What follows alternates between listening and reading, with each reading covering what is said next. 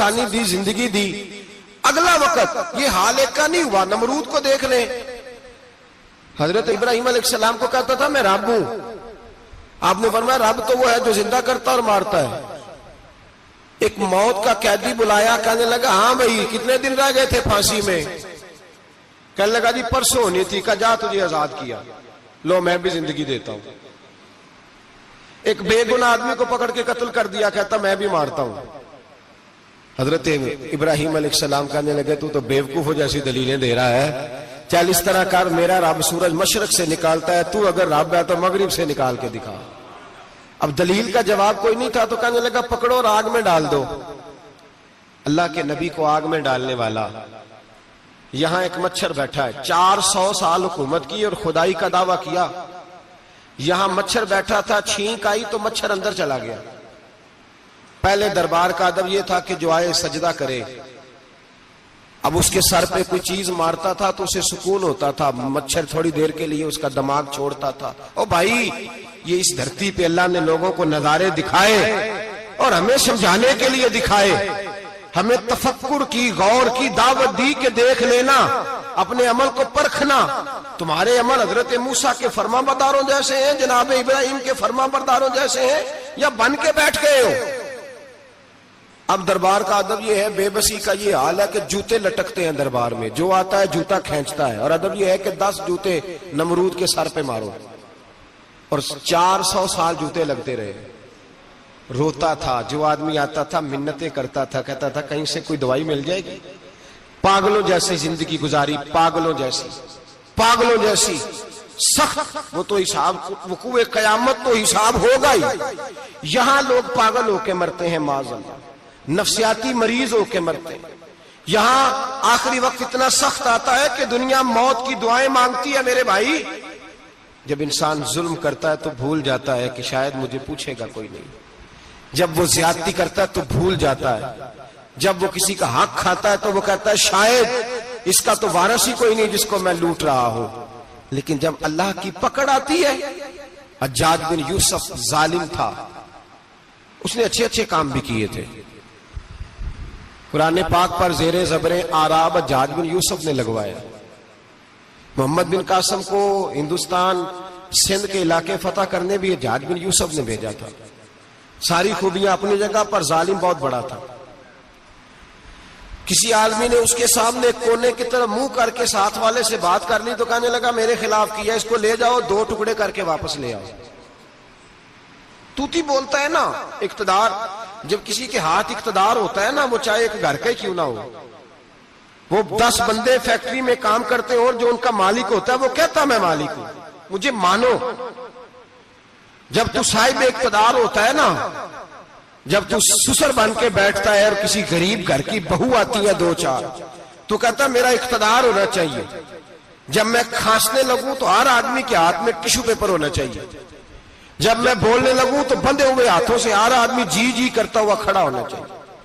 جس آدمی کا، اور یہ کام بہو بھی کرتی ہے کئی دفعہ، وہ بھی کہتی ہے کہ تمہیں پتا نہیں میں کتنا لمبا توڑا جہیز لے کے آئی ہوں. جب میں سونے کے لیے اپنے بیڈ روم میں جاؤں تو خبردار بوڑھے بابے کو اجازت نہیں کہ وہ کھانسے. اماں کو چاہیے کہ اگر اس کو بڑی سخت پیاس بھی لگی ہے تو میرے سوتے باورچی خانے میں برتن نہ کھٹکھٹائے. جو جہاں بھی جس اسٹیج پہ بھی بیٹھتا ہے وہ کہتا ہے کوئی نہیں مجھے پوچھنے والا، میں مطلق العنان ہوں. جوان بوڑھوں کا مذاق اڑاتے ہیں، سمجھتے ہیں شاید کبھی بوڑھے نہیں ہونا، مذاق اڑاتے ہیں. تندرست لوگ بیماروں کا مذاق اڑاتے ہیں، شاید کبھی بیمار نہیں ہونا.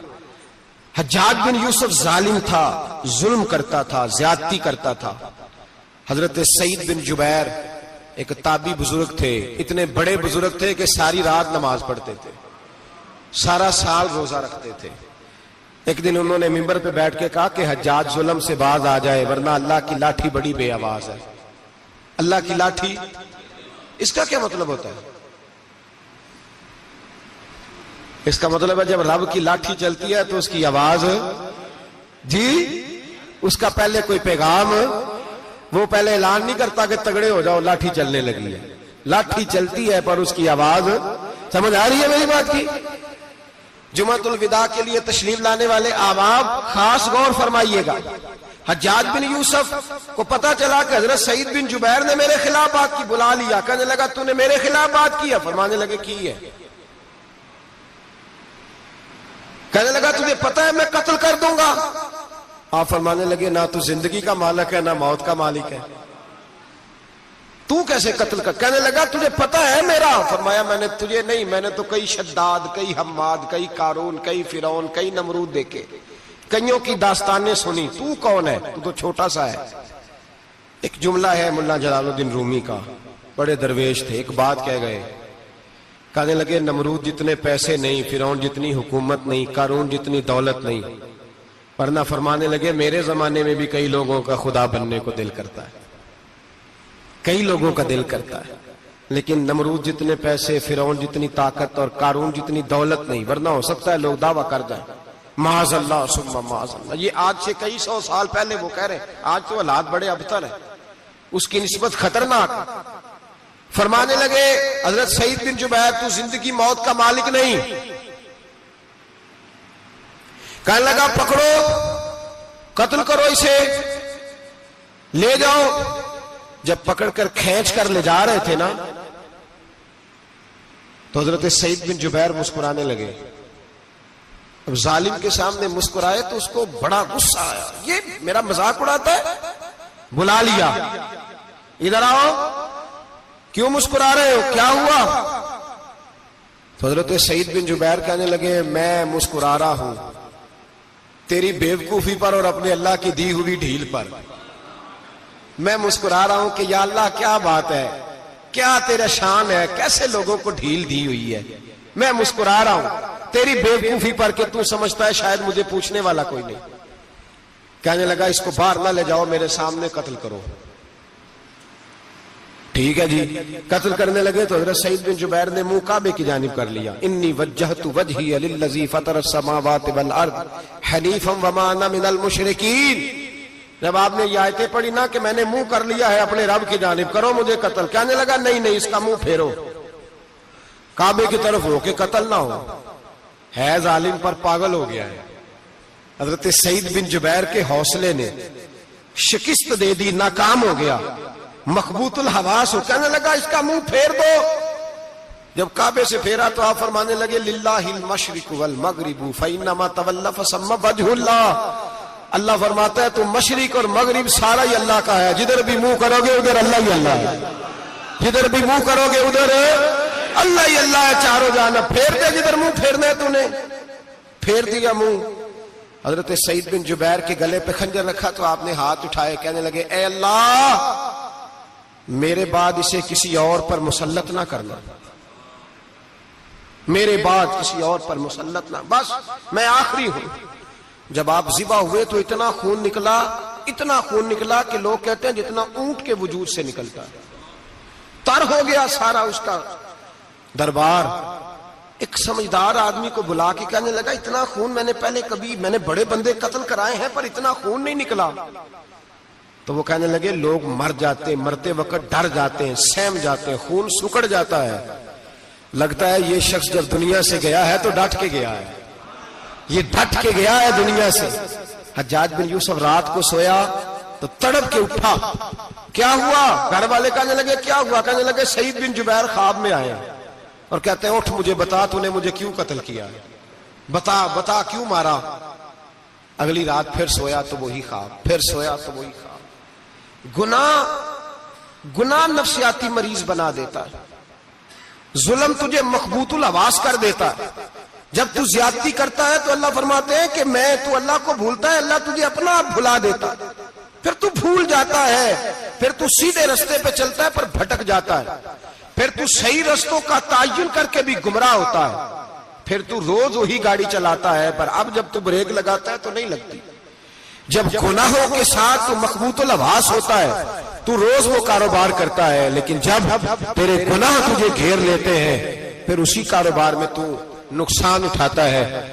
حجاج بن یوسف تڑپتا ہے، روتا ہے، یہاں تک کہ بیمار ہو گیا، پیٹ میں درد ہوتی ہے، پتہ نہیں کیا ہوا، تکلیف ہوتی ہے، پتہ نہیں، سارے حکیم، طبیب، ڈاکٹر کوئی نہ سمجھ سکا کہ بیماری کیا ہے۔ جو بیماریاں خدائی ہوتی ہیں ان کا لوگوں کو پتا، جو آزمائشیں رب کی جانب سے ہوتی ہیں وہ ڈاکٹروں کے ہتھے نہیں چڑھتی، جو تکلیفیں اللہ دیتا ہے ان کا حکیم طبیب علاج نہیں کر پاتے، مشکل، اور شفا اسی وقت ہوتی ہے جب اللہ دینا چاہے، اور جب رب بھی دینا نہ چاہے تو بڑے بڑے ڈاکٹر کہتے ہیں کہ ہمارے بس کی بات نہیں رہی۔ بغداد سے حکیم آئے، پیٹ دیکھا، کہنے لگے نہ تیرے معدے میں کوئی دقت ہے، نہ تیرے جگر میں، نہ کسی اور جگہ، ماجرا کیا ہے؟ ایک آخری علاج ہے، آخری، وہ کیا؟ گوشت کا چھوٹا سا ٹکڑا دھاگے کے ساتھ باندھ کے منہ میں ڈالا، اور پھر ایک باریک سا تنکا لے کے اس کو اندر ڈالنے لگے گلے میں۔ وہ گوشت کا ٹکڑا جب حلق کے اندر اتر گیا، اس حکیم نے واپس کھینچا تو کیسے ایسی بدبو آئی جیسی کبھی سونگی نہ تھی۔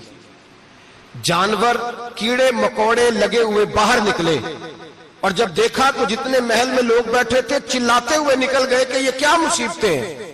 حکیم بھی اٹھ کے دوڑنے لگا، کہا تجھے کیا ہوا؟ کہنے لگے حجاج تیری بیماری زمینی نہیں، تیری مصیبت زمینی نہیں۔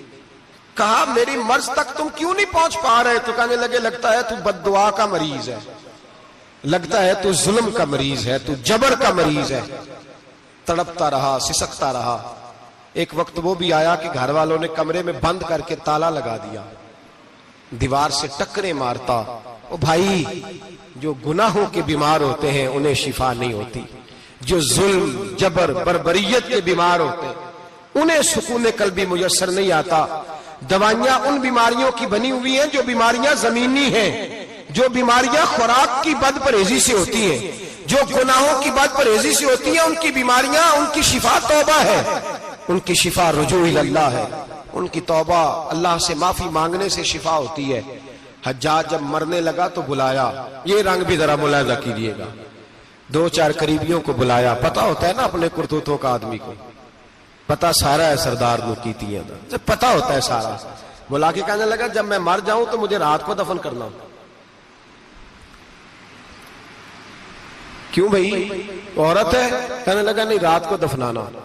ٹھیک ہے، رات کو دفنا دیں گے۔ پھر کہنے لگا جب صبح ہو جائے تو صبح ہونے سے پہلے پہلے میری قبر زمین کے برابر کر دینا، نشان مٹا دینا۔ کا وجہ تو کلمہ پڑھتا ہے، حضور کا حکم ہے کہ قبر کم از کم ایک بالش، ایک گیٹ اونچی ہونی چاہیے زمین سے، کم از کم، تو تیری قبر مٹا دے۔ وجہ پتا ہوتا ہے اپنے ظلموں کا۔ کہنے لگا مجھے پتا ہے لوگ میرے مرنے کے بعد میری قبر بھی نہیں چھوڑیں گے، دنیا میں تو میرے جبر کی وجہ سے کوئی آ نہ سکا، لیکن میری قبر بھی لوگ جنازوں میں باتیں شروع کر دیتے۔ جنازوں میں نے ایسی بھی داستانیں سنی ہے کہ کوئی مرا تو لوگ جوتوں کا ہار قبر پہ ڈال آئے۔ نہیں بھائی، تو جب زندہ تھا تو تیرے جبر ظلم کی وجہ سے نہیں کو بول سکا۔ ایک تو ہے قیامت میں حساب ہوگا، یہاں دنیا میں حساب ہونے لگتا ہے۔ اتنی لمبی زبانیں لوگوں کی لٹک کر مرتے وقت باہر نکل آتی ہیں۔ دعا کریں، جمعہ ہے، اللہ تعالیٰ ایمان کی موت عطا فرمائے۔ دعا فرمائے رب تعالیٰ، اللہ تبارک و تعالیٰ توبہ کر کے جانے کی توفیق عطا فرمائے۔ جاگے جاگے اور سنے اور دعا کرے، اے اللہ تو ہمیں ظلم سے ویسے ہی محفوظ فرما، اگر ہم زیادتی کرنے لگے تو اے اللہ ہمیں اس سے منع فرما، ہمیں اس سے تو یہ توفیق دے کہ ہم باز آ جائیں اس گناہ سے۔ میرے بھائی، ایک تو دنیا میں سزا ہے، پھر قیامت کی سزا ہے، اور وہ زیادہ سخت ہے۔